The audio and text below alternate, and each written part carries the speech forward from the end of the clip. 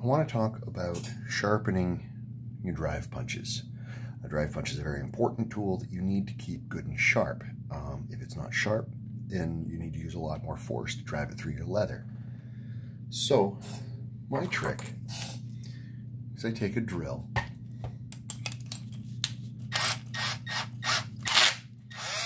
just like that.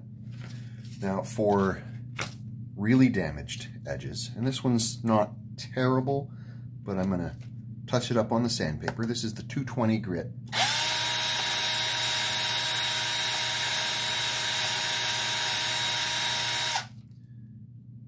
Yeah, just want to get, I don't want to curve my edge in too much. So I want to keep that profile as original as I can.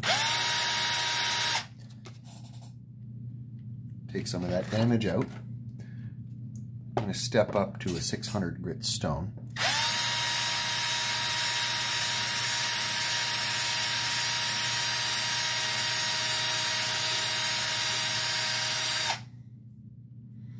Doesn't take much. Then I'm going to finish it off with my strop. This is the extra fine polishing compound. You can use Jeweler's Rouge. Both are great.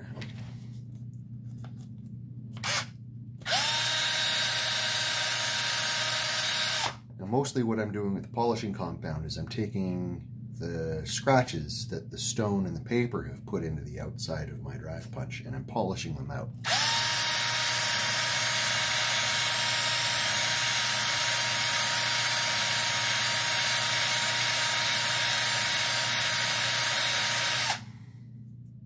There we go, nice and smooth now. And then, final step, little beeswax. And that just helps to prevent corrosion, and it actually acts as a bit of a lubricant so that when you're punching holes in your leather, it'll slip back out more easily. Just like that. Beautiful hole.